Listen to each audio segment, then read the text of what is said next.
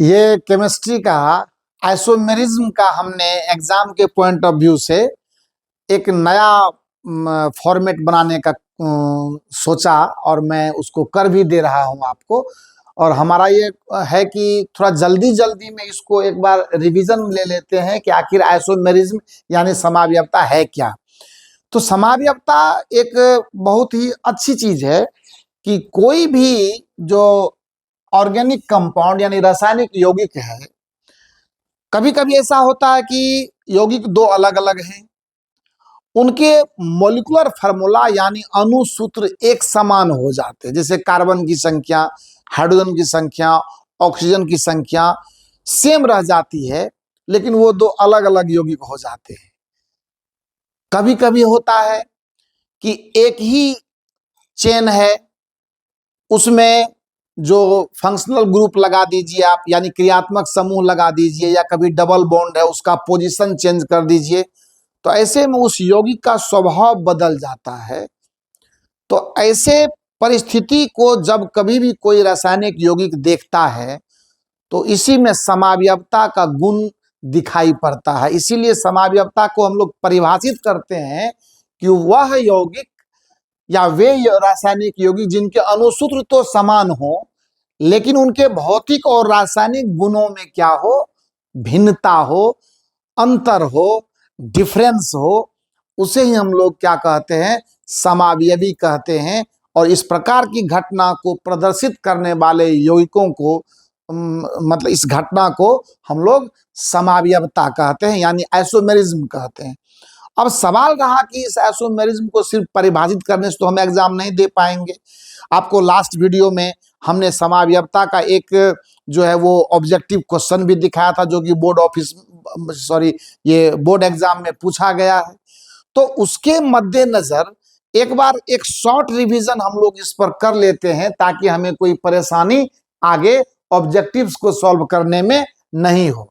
देखिए, समावयवता बेसिकली दो पार्ट में बांटा गया है। एक होता है संरचनात्मक समावयवता, जिसको हम लोग स्ट्रक्चरल आइसोमेरिज्म भी कहते हैं अंग्रेजी में। एक है त्रिविम, जिसको स्टीरियो आइसोमेरिज्म कहते हैं, है ना। तो संरचनात्मक है और दूसरा त्रिविम है। संरचनात्मक समावयवता को भी हम लोगों ने तीन हिस्सों में बांटा है। एक है चेन आइसोमेरिज्म यानी श्रृंखला समावयवता, दूसरा पोजीशन आइसोमेरिज्म यानी स्थान में परिवर्तन, स्थान बदलना। अब किसका स्थान बदलेगा वो तो जब डिस्कस करेंगे तो आपको बता ही देंगे। और तीसरा है क्रियात्मक यानी फंक्शनल आइसोमेरिज्म कहते हैं इसको, यानी क्रियात्मक समूह में आने वाले परिवर्तन की वजह से। तो उस तरह की समावयवता जब कभी भी हम लोग पढ़ेंगे तो इसी से क्वेश्चन भी आया हुआ था आपको, क्रियात्मक यानी फंक्शनल आइसोमेरिज्म से ही आया हुआ था। दूसरा है त्रिविम में एगो ज्यामितीय होता है ज्योमेट्रिकल आइसोमेरिज्म, और दूसरा होता है ऑप्टिकल आइसोमेरिज्म यानी प्रकाशिक समावयवता या प्रकाशिकीय समावयवता, जो कह लीजिए। दोनों इजी है। इजी तो वैसे सब है, कोई इसमें बहुत बड़ा मतलब मामला आपको कठिन ऐसा नहीं है कुछ भी। तो आप आराम से इसको समझ सकते हैं और आराम से इस पर ऑब्जेक्टिव क्वेश्चन आप बना भी सकते हैं। ये ऑब्जेक्टिव के लिए ही बेसिकली आएगा आपको। जैसे सबसे पहले देखिए, अगर मैं बात करूं श्रृंखला समावयवता की, तो श्रृंखला समावयवता का मतलब क्या, अभी देख लेते हैं। श्रृंखला समावयवता जैसे एक साधारण सा मैं मान लेते हैं, मैं पेंटेन लेता हूं। एक एग्जाम्पल लेते हैं किसका, पेंटेन का।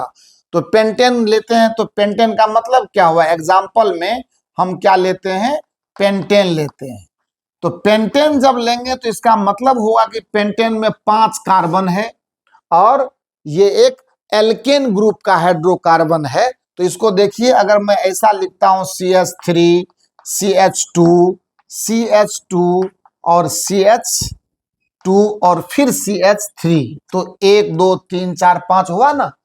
इसको हम लोग समावयवता की भाषा में, या इसका अगर IUPAC नेम हम लोग दें, अच्छा पेंटेन का रासायनिक सूत्र तो आपको मालूम है कि C5H12 होगा, ये तो पता है आपको।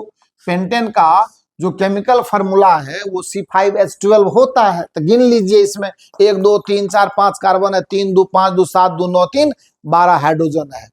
अभी देखिए चेन में थोड़ा सा हम लोग श्रृंखला में थोड़ा परिवर्तन लाते हैं।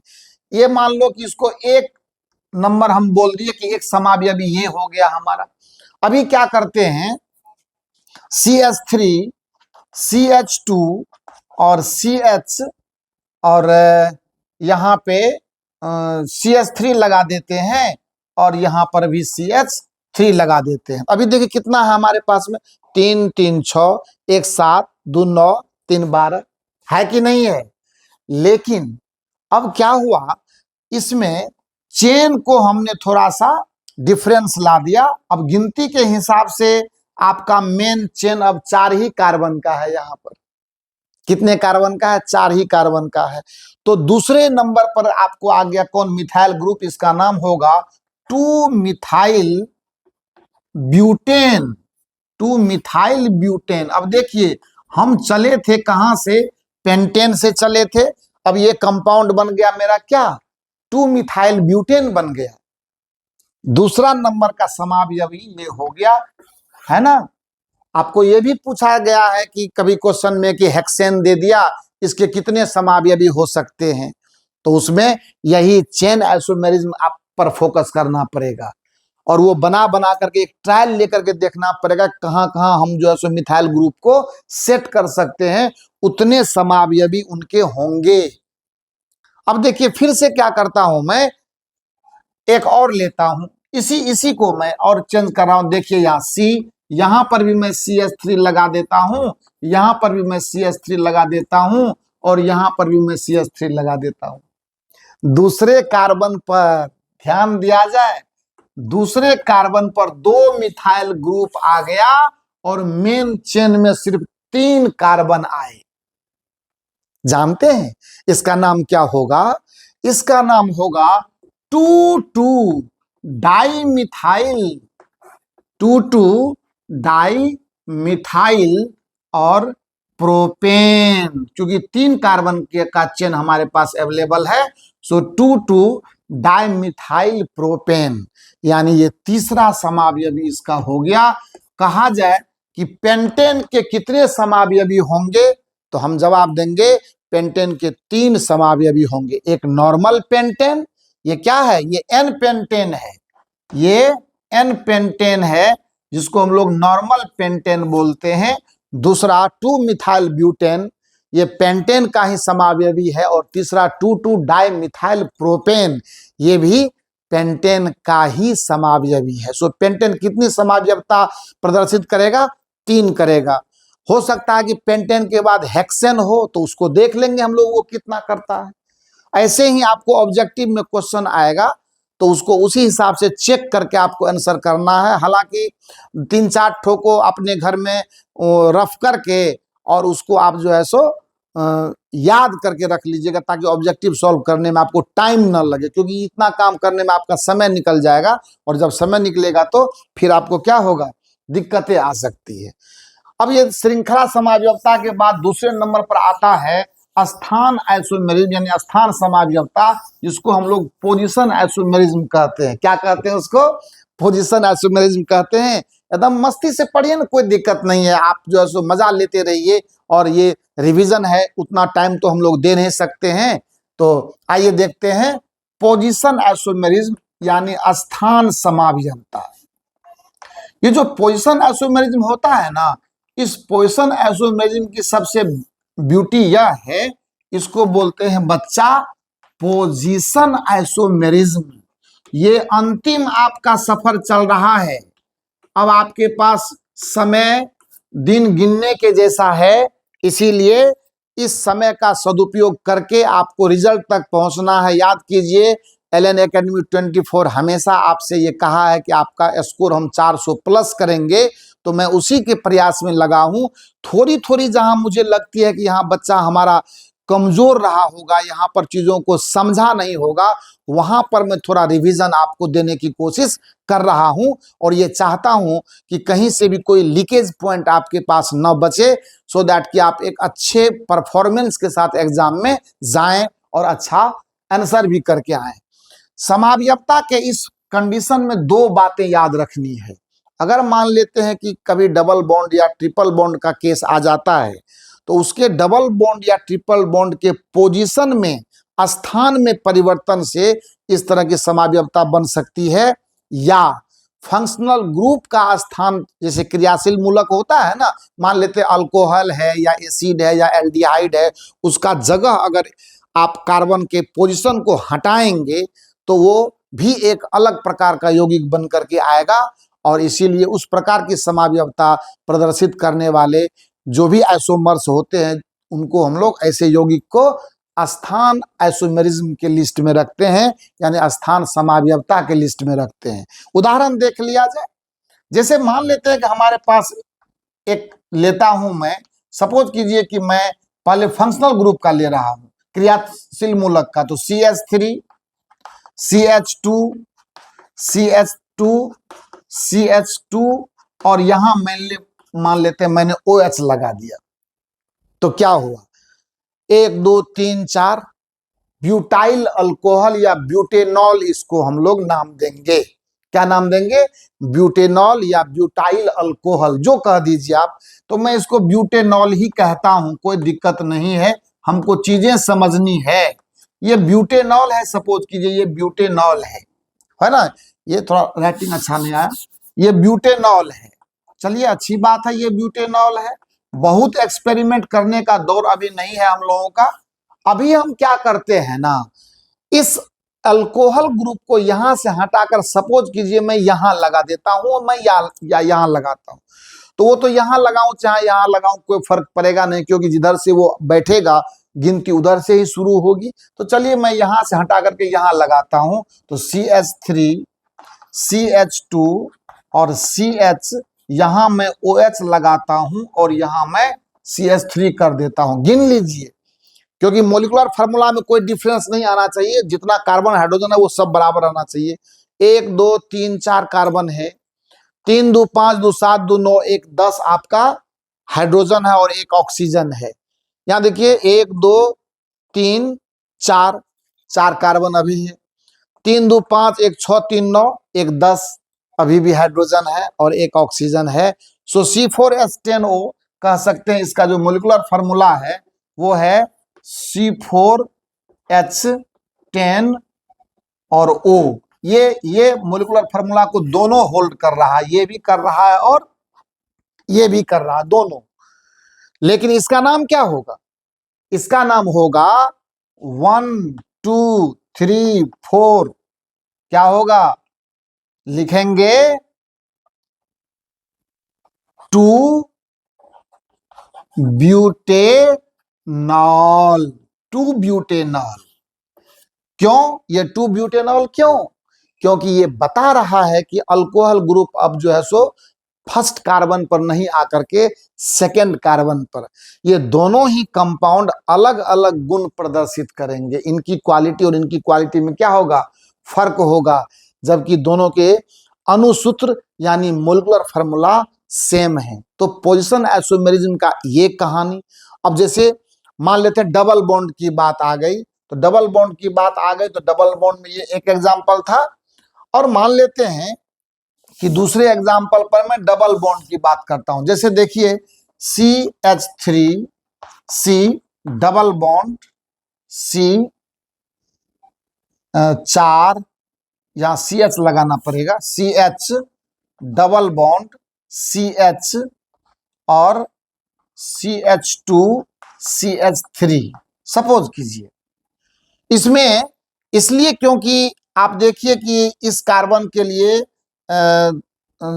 4 यहां से 2 6 2 8 बिल्कुल सही है, 4 और 2 6, यहाँ 2 6 और 2 8, ठीक है, दिक्कत नहीं होनी चाहिए समझने में। इसका अष्टक पूरा, इसका बिल्कुल हम लोगों का सही कंपाउंड। अब देखिए ध्यान से कि अगर मान लेते हैं कि इधर से मैं गिनती शुरू करता हूं, तो 1 2 3 4 और 5, दूसरे कार्बन पर हमारा क्या आ रहा है? डबल बॉन्ड आ रहा है। तो इसका नाम क्या हो जाएगा? इसका नाम हो जाएगा 2 पेंटीन। आपको तो पता है कि डबल बॉन्ड का मतलब ये एल्किन ग्रुप हो गया, तो ये तो एक कंपाउंड हो गया।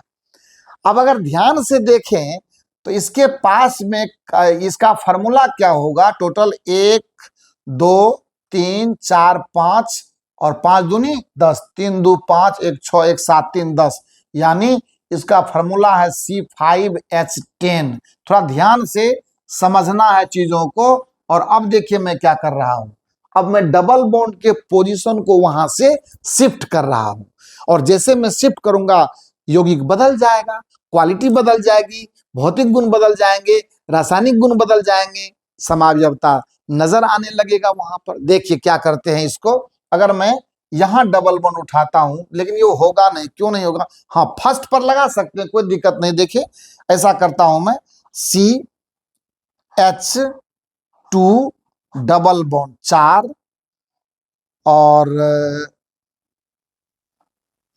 ये अगर मैं पहले पर डबल बॉन्ड लगाऊं तो कितने कार्बन से, हाइड्रोजन से उठाना पड़ेगा, CH2 से उठ जाएगा। ये CH2 डबल बॉन्ड CH, और फिर यहाँ CH2 CH2 1 2 3 4 और CH3। देखते हैं 3 2 5 2 7 1 8 2 10, बिल्कुल सही है हम लोगों का कामकाज।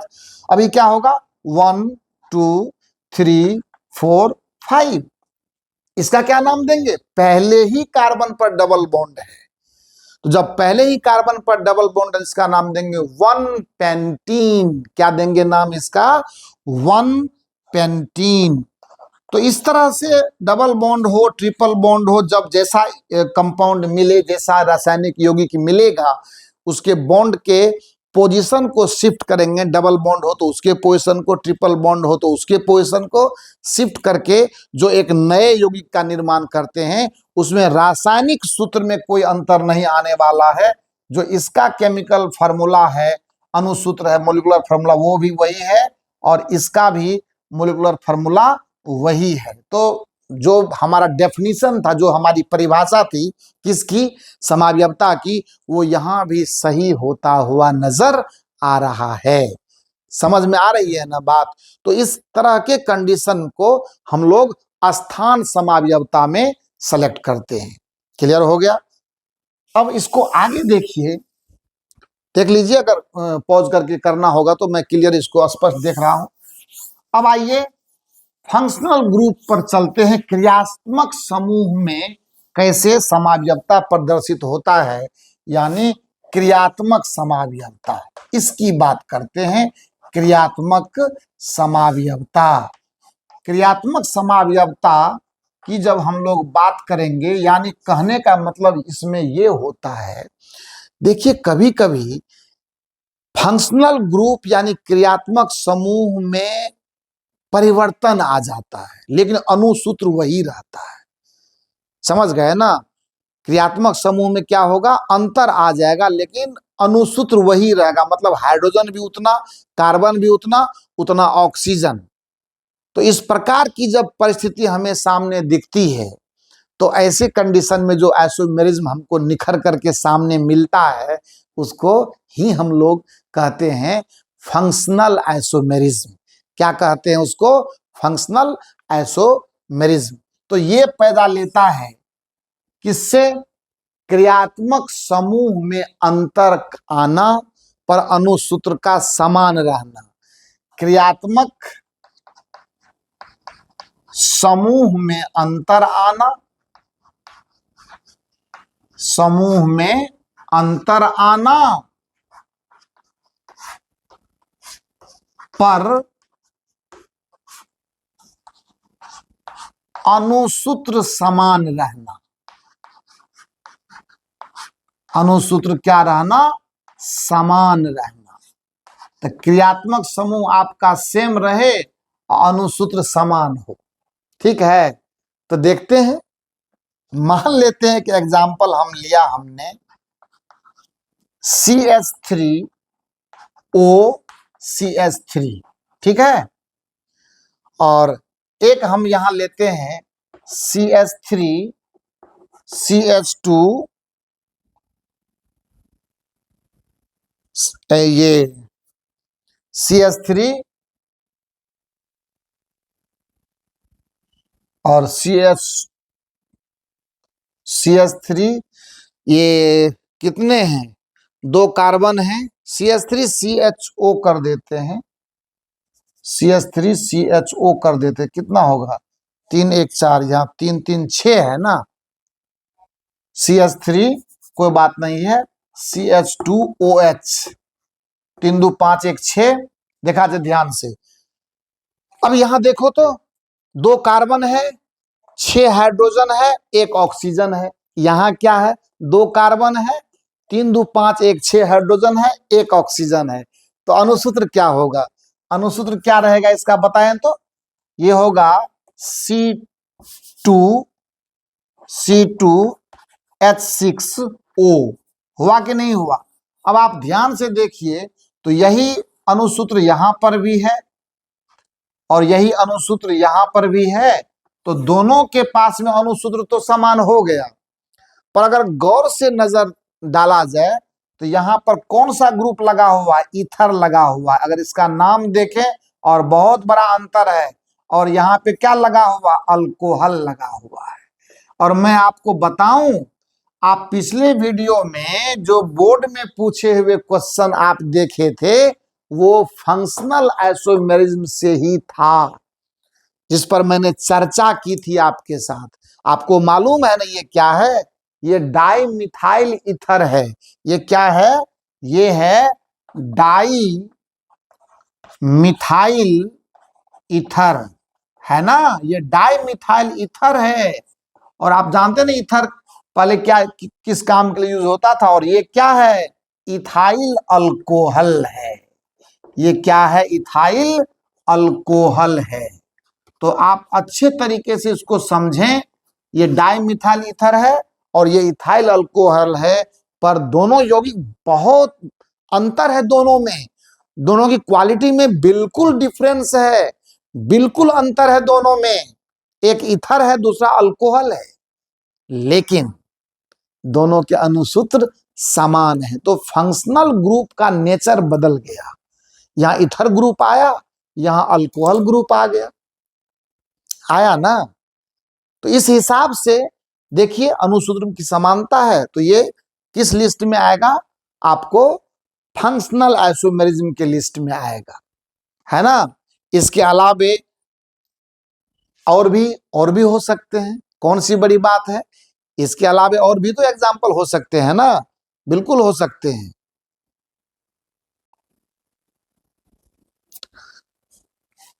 दूसरा एग्जाम्पल क्यों नहीं हो सकता है, दूसरा एग्जाम्पल क्यों नहीं हो सकता है। मान लेते हैं एक कंपाउंड में लेता हूं डाइमिथाइल कीटोन लेते हैं, जैसे मान लेते हैं CH3 लिया, C डबल बॉन्ड O लिया और यहां हमने CH3 लिया। और एक एग्जांपल इसी का देखते हैं, CH3 CH2 और CHO ले लिया। इसको और सुधार करके लिखना है तो आप लिखिए, कोई दिक्कत नहीं है। इस पर चाहे तो आप डबल बॉन्ड O लगा दीजिए, यहाँ H लगा दीजिए या डायरेक्ट CHO कर दीजिए, उससे कोई दिक्कत नहीं है। अब आप ध्यान से देखिए तो इसमें कितने कार्बन है, 1 2 3 कार्बन है। इसमें कितने कार्बन है, 1 2 3 कार्बन है, बिल्कुल है। इसमें हाइड्रोजन कितने हैं, 3 3 6 हैं। इसमें भी 3 2 5 1 6 है, और यहां पर 1 ऑक्सीजन, तो यहां पर भी 1 ऑक्सीजन। लेकिन आपको मालूम है यहां कौन सा फंक्शनल ग्रुप लगा हुआ है, यहां कीटोन ग्रुप लगा हुआ है। यहां कौन लगा हुआ है, एल्डिहाइड ग्रुप लगा हुआ है। क्या नाम देंगे इसका, ये है 1 2 3, ये है प्रोपेनल्डिहाइड, प्रोपेनल प्रोपेनल्डिहाइड, नल्डिहाइड, ये प्रोपेनल्डिहाइड है, ये है ना, ये प्रोपेनल्डिहाइड, या इसको आप प्रोपेनल भी कह सकते हैं सिंपली, या इसको आप प्रोपेनल भी कह सकते हैं। प्रोपेनल, नल नॉल नहीं, नॉल ऑल लगता है अल्कोहल में, प्रोपेनल। ये क्या है, ये है डाइमिथाइल कीटोन, डाइमिथाइल कीटोन। सो ये डाइमिथाइल कीटोन है, और वो क्या था, प्रोपेनल्डिहाइड था। अच्छा अनुसूत्र क्या होगा, अनुसूत्र देखा जाए ना, C3 है एकदम बड़े शौक से, H का गिना 3 2 5 1 6 H6 और O, यही मोलिकुलर फार्मूला दोनों के लिए है। आप देखिए यही फार्मूला अनुसूत्र के मामले में और यही फार्मूला इसके मामले में, लेकिन दोनों में फर्क है। तो फंक्शनल ग्रुप से जो आइसोमेरिज्म मिलता है, जो समावयवता मिलती है, एक एग्जाम्पल मैंने आपको दिया जो आपके बोर्ड में पूछा हुआ है, एक एग्जाम्पल दिया वो जो पूछ सकता है। आई बात समझ में? ये इंपॉर्टेंट है इस मामले में कि हो सकता है कि अब की बार ये क्वेश्चन आपको पूछ दे या उसको रिपीट भी कर सकता है। ये तो आप जानते हैं कि बार बार क्वेश्चन रिपीट हो जाता है, 2 बार 3 बार तो हो ही रहा है, तो ये संभावना है। तो ध्यान से देखना है, ध्यान से समझना है और ये कोशिश करनी है कि लगातार हम चीजों को समझते रहें, देखते रहें। तो आइसोमेरिज्म में ये कुल मिलाकर के स्ट्रक्चरल आइसोमेरिज्म की कहानी थी। और अब अगर हम बात करते हैं, मान लेते हैं हमको ये इसमें आते त्रिविम में आते, त्रिविम में आएंगे तो क्या होगा? कुछ नहीं है, ज्यामितीय आइसोमेरिज्म में सिस ट्रांस की स्थिति बनती है। तो देखा जाए क्या होता है। देखिए ज्यामितीय आइसोमेरिज्म है ना, ज्यामितीय आइसो या समावयवता बोल दो, है ना, बोलिए, कोई दिक्कत नहीं है। मान लेते हैं कि हम एक यौगिक लेते हैं CS डबल बॉन्ड CH, यहां मान लेते हैं हमने CH3 जोड़ दिया और यहां मान लेते हैं CH3 जोड़ दिया, यहां मान लेते हैं हमने H ले लिया और यहां मान लेते हैं हमने H लिया। अब थोड़ा सा सेटिंग देख लेते हैं कि इसका सब कुछ सही है कि नहीं है। अगर मैं बात करूं तो इसके अष्टक पर 4 2 6 2 8, इसका मतलब ये नहीं रहेगा, इसमें CC डबल बॉन्ड सीधा आएगा, सॉरी यहाँ तो इसको मिटा दिए, CC डबल बॉन्ड आएगा और बाकी H तो हमने यहां ले ही लिया है, ठीक है ना। अब यहां से देखिए कि इसका अष्टक पहले चेक कर लीजिए, क्योंकि ये जरूरी नहीं है कि मतलब ये मान लेते हैं कार्बन के 4 हुआ, इस कार्बन के 4 2 6 2 8, बिल्कुल सही है, एकदम बिल्कुल एग्जैक्ट हम लोग सही हैं। इसका मोलिकुलर फार्मूला क्या होगा? इसका जो अनुसूत्र होगा वो कितना होगा? अनुसूत्र कितना होगा? गिन दीजिए, 1 2 3, है ना। तो ये तो प्रोपेन का ग्रुप लेगा। मान लेते अगर यहां शुरू करेंगे तो 1 2 3, कहीं से भी शुरू करेंगे, नहीं नहीं नहीं, प्रोपेन कहां से, यहां से शुरू करना होगा ना। यहां से लीजिए 1 2 3 और 4, है ना। तो मेन चेन हमारा किसका आ रहा है? ब्यूटेन का आ रहा है ना। किधर से भी उठाएंगे तो ये क्या होगा? ब्यूटेन होगा। इसका नाम क्या देंगे? तो 2 ब्यूटीन इसका नाम होना चाहिए, है ना। 2 ब्यूटीन इसका नाम है, कोई दिक्कत नहीं, सब कुछ सेम है। पर देखिए कि इसके सिचुएशन पर थोड़ा ध्यान दीजिएगा कि मिथाइल ग्रुप और यहां भी मिथाइल ग्रुप, यहां हाइड्रोजन और यहां हाइड्रोजन, एक और बना के आपको दिखाते हैं और वो आपको ज्यामितीय समझ में आ जाएगा। C डबल बॉन्ड C लिया और अब की बार चीज वही है पर कुछ परिवर्तन हम ला रहे हैं, बस उस परिवर्तन पर आपको ध्यान देना है। जो इस प्रकार का कि समावयवता प्रदर्शित, जो ज्यामितीय समावयवता प्रदर्शित करने की मुख्य वजह क्या है, देखिए यहां ध्यान से। यहां मान लेते हैं अब की बार मैं H लेता हूं और यहां पर मैं CH3 कर देता हूं, यहां पर वही H है और यहां वही CH, मैंने कोई चेंज नहीं किया। नजर आ रहा है चेंज आपको? एक बार ध्यान से देखिए तो कुछ दिखाई दे रहा है? कुछ दिखाई दे रहा है तो बढ़िया से देख लीजिए। देखिए चीजें बदली हैं, ऐसा नहीं है कि चीजें बदली नहीं है, एकदम बदली है।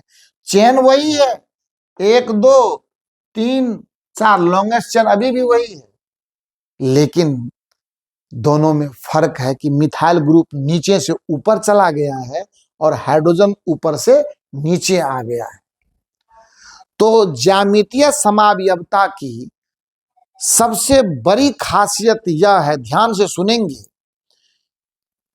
कि जब समान अल्काइल ग्रुप है ना, एक ही तरफ जुड़े हुए हों हमारे मेन चेन में, अब चाहे अल्काइल ग्रुप है या कोई दूसरा समूह है, जैसे हाइड्रोजन ही है तो यहां ऊपर ऊपर है, मिथाइल ग्रुप है तो नीचे नीचे है, समझ गए। तो इसको हम लोग सिस का नाम देते, CIS, या हिंदी में बोले तो इसको, इसी में सिस ट्रांस का लक्षण आता है। ये क्या होगा, ये अपोजिट चला गया है ना, पहले एक ही साइड में था, अब ये नीचे से ऊपर चला गया, डायगोनल आ गया। क्या आ गया, डायगोनल आ गया, ये ट्रांस कहलाता है। यानी अगर मैं इसका नाम दूं तो सिस टू ब्यूटीन कह सकते हैं इसको, और ट्रांस टू ब्यूटीन कह सकते हैं इसको। तो ज्यामितीय समावयवता की यही खासियत है कि सेम तरह के समूह या सेम तरह का फंक्शनल ग्रुप कुछ भी अगर आप लगाए हैं तो संरचना में वो एक ही साइड अगर है तो वो सिस कहलाता है, और अगर वो अपोजिट साइड में चला जाए, विपरीत साइड में चला जाए, तो वो ट्रांस कहलाता है। इस प्रकार की समावयवता को जो हम लोग जन्म देते हैं, इस प्रकार की समावयवता की जो परिस्थिति बनती है, वही ज्यामितीय समावयवता है। और जो प्रकाशिकीय समावयवता है वो एक तरह से मिरर इमेज है। समतल दर्पण के इस साइड एक संरचना को रख दीजिए और समतल दर्पण के ठीक साइड उसका प्रतिबिंब आप देख लीजिए, समझ गए ना। प्रकाशीय समावयवता में क्या होती है, कुछ नहीं है इसमें, बिल्कुल ये बच्चा जैसा मामला है। प्रकाशीय समावयवता में कुछ ऐसी रहस्यमय बात नहीं है। सपोज कीजिए कार्बन का ऐसा लक्षण, ऐसा लक्षण, ऐसा लक्षण है ना, और इसको क्या किया आपने, मिरर इमेज के साथ रख दिया, तो इस साइड इसका बन गया कार्बन का, ये जो था ये इधर चला गया। मतलब इस पर अलग अलग चीजें जुड़ेंगी, अलग अलग चीजें जुड़ेंगी, है ना, अलग अलग चीजें जुड़ेंगी। जो इधर था वो इधर नजर आने लगा, जो इधर था वो इधर नजर आने लगा। मान लेते हैं एक और लगा देते, आपको अच्छा से समझ में आ जाएगा। ये मान लेते हैं यहाँ पर एक है और यहाँ पर एक है और एक सीधा है, तो सीधा यहाँ सीधा रह जाएगा, और जो इधर था वो इधर नजर आने लगा। तो इस कंडीशन में जो चीजें आपको नजर आ रही है, ये प्रकाशिकीय समावयवता है, समझ गए ना। जो चीज इधर था वो इधर नजर आने लगा है ना। तो ऐसे नहीं, इसको ऐसे दीजिए, ऐसे था तो वो ऐसे नजर आने लगा है। तो इस प्रकार की समावयवता जो भी प्रदर्शित करता है कोई भी कार्बनिक यौगिक, वो प्रकाशिकीय समावयवता की लिस्ट में आता है। हालांकि ये आपको लगभग मेरे समझ से पूछने के लायक नहीं है। मे भी अगर पूछेगा तो आपको जो इधर से है वो इधर से दिखेगा, है ना। इमेज में तो वही होता है, अगर इधर से देते तो वो इधर से दिखता है। समतल दर्पण में तो वही होता है ना, जब इधर से जो लाइन खींचा हुआ नजर आ रहा है वो इधर से नजर आएगा उसको। तो इस प्रकार की समावयवता प्रदर्शित जब कभी भी कोई यौगिक करेगा, जो एक दूसरे का मिरर इमेज, समतल दर्पण के प्रतिबिंब जैसा उसका स्वभाव दिखेगा, तो प्रकाशिकीय। ये जब भी पूछेगा इसका डायग्राम देगा ऑब्जेक्टिव में, बाकी इसमें कोई डिटेल काम करना नहीं है। सो आइसोमेरिज्म का एक रफ स्ट्रक्चर जो अभी के सिचुएशन के हिसाब से देना था वो मैंने दिया आपको। कोशिश करेंगे आप इसको एक बार और 2 बार 3 बार रिवीजन करके, और बहुत ज्यादा ये इतना ज्यादा क्लिष्ट भी नहीं है और इतना ज्यादा इस पर बहुत टाइम भी देने का जरूरी नहीं है। इसमें जो मोस्ट इंपोर्टेंट पार्ट है वो अब आने वाला है, उस पर हम आपको एक ढंग से वीडियो बना करके देंगे, यानी सेपोनिफिकेशन यानी साबुनीकरण। और कुछ कुछ है ऐसा महत्वपूर्ण चीज जो एग्जाम में डायरेक्ट हिट करता है, तो उसके लिए हम आपको बिल्कुल एकदम मुस्तैदी के साथ काम करके देने वाले हैं। बहरहाल आप आज के इस लेक्चर को देखें, समझें और सुन करके लाभ उठाएं, देख करके लाभ उठाएं, खुश रहें, मेहनत करें। 400 पार याद करिएगा। एलन एकेडमी एक बात को भूला नहीं है और आपके साथ है हमेशा और रहेगा भी हमेशा। खुश रहिए, मस्त रहिए, मेहनत कीजिए।